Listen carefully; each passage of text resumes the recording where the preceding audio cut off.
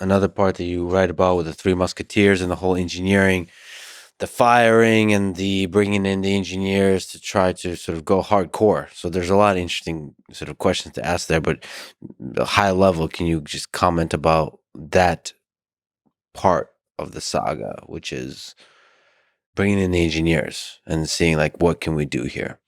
Right. He brought in the engineers and figured that the amount of people doing Tesla, full self-driving, autopilot, and all the software there was about 1/10 of what was doing software for Twitter. And he said, this can't be the case. And he fired 85% in 3 different rounds. The first was just firing people because they looked at the coding and they had a team of people from Tesla's autopilot team grading the codes of all that was written in the past year or so. Then he fired people, who didn't seem to be totally all in or loyal, and then another round of layoffs. So at each step of the way, almost everybody said, that's enough. It's going to destroy things. Yeah. From Alex Spiro, his lawyer, to Jared Burchell, it's like, whoa.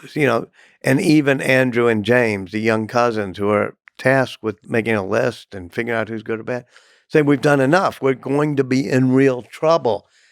And they were partly right. I mean, there was degradation of the service, some, but not as much as half the services I use half the time, and I wake up each morning and hit the app and, okay, still there. What do you think? Was that too much? I think that he has an algorithm that we mentioned earlier that begins with question every requirement. What's up to is delete every part. And then a corollary to that is if you don't end up adding back 20% of what you deleted, then you didn't delete enough in the first round because you were too timid. Well, so you ask me, did he overdo it? He probably overdid it by 20%, which is his formula. And they're probably trying to hire people now to keep things going. But it sends a strong signal to people that are hired back or the people that are still there, the A-player idea. And what Steve Jobs and many other great leaders felt, and certainly Bezos, and certainly in the early days of Microsoft, Bill Gates, it was hardcore, only A players. So how much of Elon's success would you say Elon's and Steve Jobs' success is the hiring and managing of great teams? When I asked Steve Jobs at one point, what was the best product you ever created? I thought he'd say maybe the Macintosh or maybe the iPhone. He said, no, those products are hard. The best thing I ever created was the team that made those products. And that's the hard part, is creating a team. And he did, from Johnny Ive to Tim Cook and Eddie Q and Phil Schiller. Elon has done a good job bringing in people. Gwen Shotwell, obviously. Linda Yaccarino, she's, can navigate through the current crises. Certainly stellar people at SpaceX like Mark Juncosa, and then at Tesla like Drew Baglino and Lars Maravy and Tom Zhu and many others. He's not as much of a team collaborator as, say, Benjamin Franklin, who, by the way, that's the best team ever created, which is the founders. And you had to have really smart people like Jefferson and Madison, and really passionate people like John Adams and his cousin Samuel, and really a guy of high rectitude like Washington. But you also needed a Ben Franklin who could bring everybody together and forge a team out of them and make them compromise with each other. Musk is a magnet for awesome talent. Magnet. Interesting. But there's like the priorities of hiring of based on excellence, trustworthiness, and drive. These are things you've described throughout the book. I mean, there's a pretty concrete and rigorous set of ideas based on which the hiring is done. And he has a very good, spidey, intuitive sense, just looking at people who could, not looking at them, but studying them, who could be good. One of his ways of operating is what he calls a skip level meeting. And let's take a very specific thing, like the Raptor engine, which is powering the Starship. Mm-hmm. And it wasn't going well. It looked like a spaghetti bush, and it was going to be hard to manufacture. And he got rid of the people who were in charge of that team. Mm-hmm.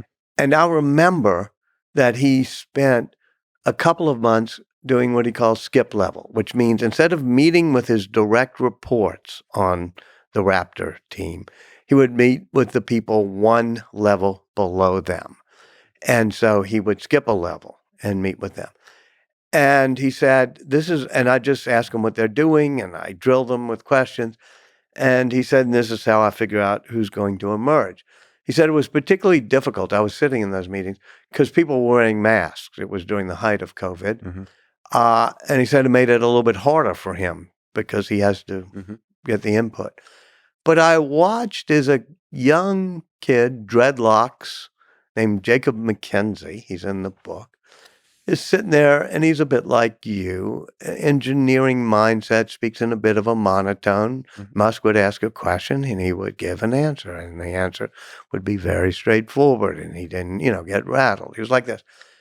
And Musk said one day, called him up at 3 a.m., well, I won't say 3 a.m., but after midnight, said, "You still around?" And yeah, Jake said, "Yeah, I'm still at work." And he said, "Okay, I'm going to make you in charge of the team building Raptor." And that was like a big surprise. But Jacob McKenzie has now gotten a version of Raptor, and they're building them at least one a week, and they're pretty awesome.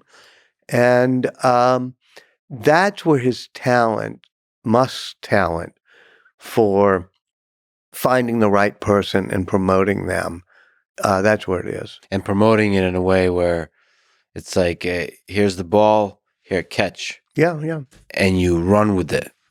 I've interacted with quite a few folks from even just the Model X, the all throughout, where people, on paper don't seem like they would be able to run the thing, and they run it extremely successfully. And he does it wrong sometimes. He's had a horrible track record with the solar roof division.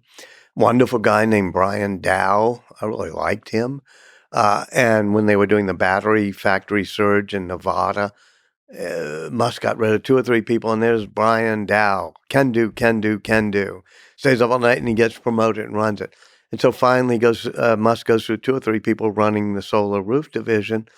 Finally calls up Brian Dow. I was sitting in Musk's house in Boca Chica, that little tiny 2-bedroom he has, and he offers Brian Dow the job of running solar roof.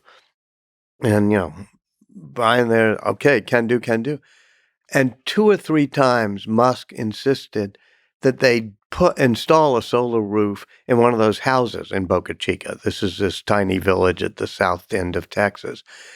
And late at night, I'd have to climb up to the top of the roof on these ladders and stand on this peaked roof as Musk is there saying, "Why do we need 4 screws to put in this shingle leg?" And Brian was just sweating and doing everything. But then after a couple of months, it wasn't going well, and boom, Musk just fired him.